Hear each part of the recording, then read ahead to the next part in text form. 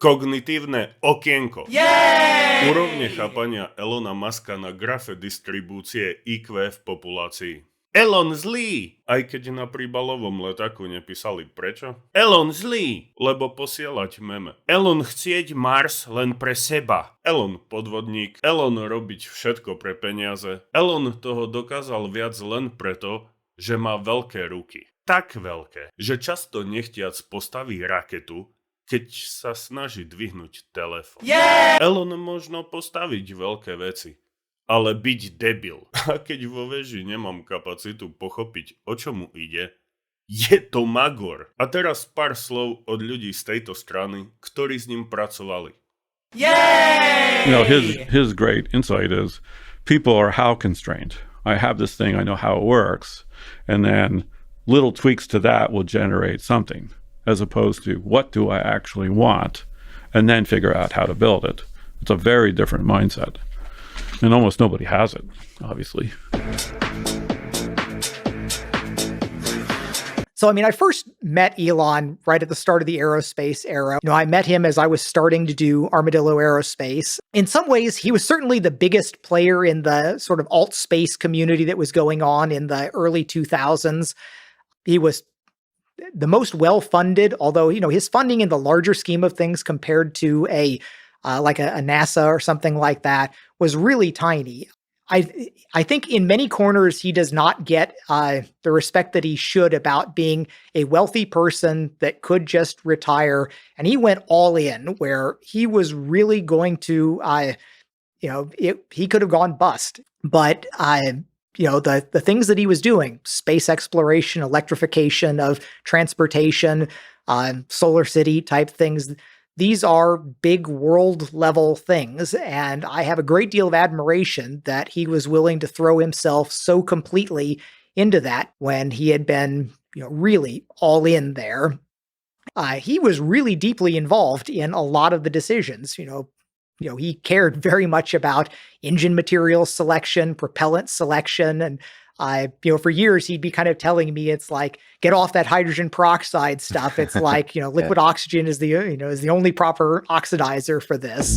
Didn't know you could fuck like that. Oiled up real wet like that.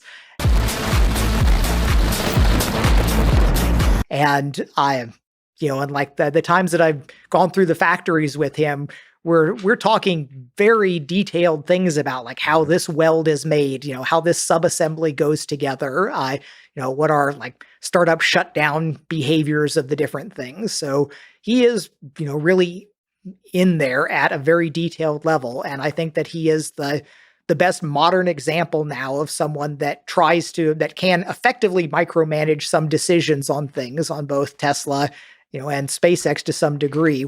And and it's kind of a weird thing, just like having a discussion with him. He's the richest man in the world right now, but right. He operates on, on a level that is still very much in my wheelhouse on a technical side of things. Well, the point is both Steve and Elon were counterforces to order, right? You have to be really strong to avoid your organization getting captured by order. You close out all the creativity, you're not open to change, a whole bunch of bad things happen. You shut out the disorderly people who actually know how to make a change and do something creative, and the organization dies. Elon Musk is famous for getting to first principles and really understanding it fundamentally and culling from like a standpoint of knowledge. Like Elon's the real deal. He's a really good engineer. He has this belief that he can learn deeply about anything fast, and he's practiced it and he does it. I've seen him do it. Like he gets into lots of details, and he likes the details, and he has a good eye for it. Elon is solution first. Like, if I don't like your solution, I don't care about the stupid problem and your data. Just forget it. Like he likes, he has a reverse order for most people. Most people tell you a story. It's a problem. Here's how we figured it out. Here's the background data. Here's how we built the solution. Here's the solution. Here's the next steps. Like that's a typical technical presentation. It's not a bad idea. Elon hated it.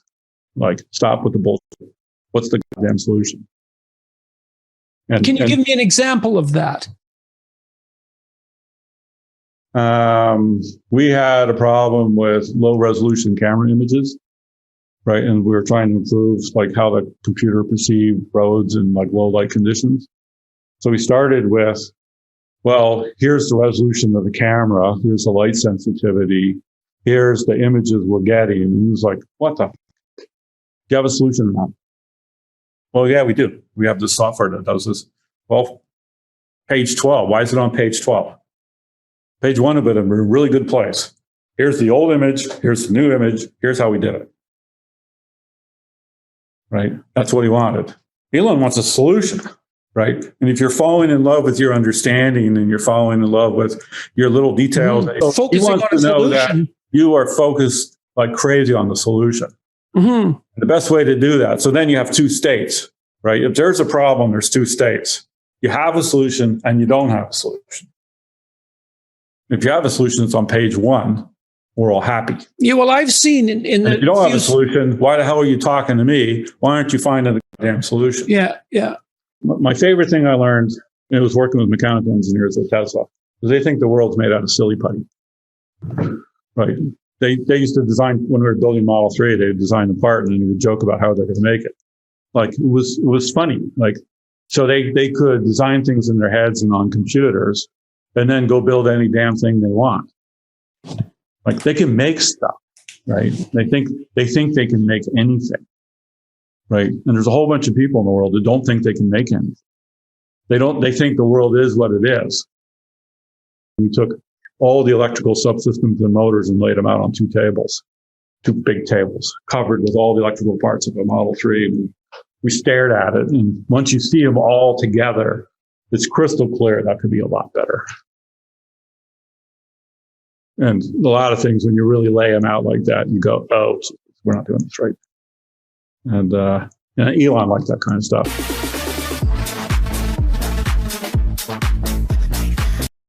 Like Elon famously says, he tells everybody his secret plans and nobody believes him, and then does them, and they still don't believe him. And then they're like, oh, shock.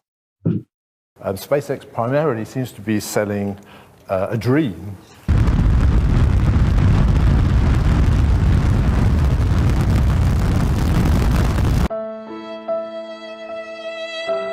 Representing Arianespace. And it's going to get taller. I think the most I've learned is about how to sort of run organizations efficiently and how to create efficient organizations and how to fight entropy in an organization. I think Elon is a very efficient warrior in the fight against entropy in organizations. He hates meetings. He keeps telling people to skip meetings if they're not useful. Yeah. He basically runs the world's biggest startups, I would say. Tesla, SpaceX are the world's biggest startups. Tesla actually is multiple startups. I think it's better to look at it that way. And so I think he's extremely good at that.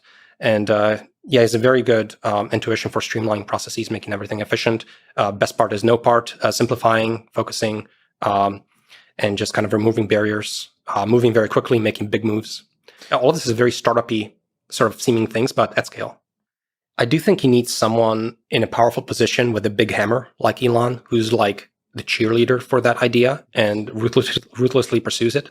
If no one has a big enough hammer, everything turns into committees, democracy within the company, process, talking to stakeholders, decision-making, just everything just crumbles. Yeah. If you have a big person who's also really smart and has a big hammer, things move quickly.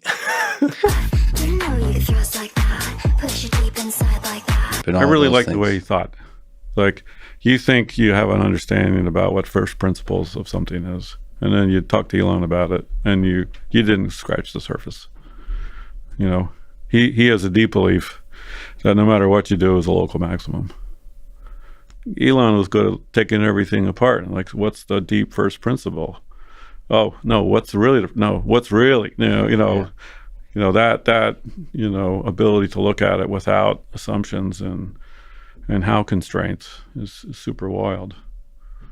You know, he built a rocket ship and using an electric car and everything.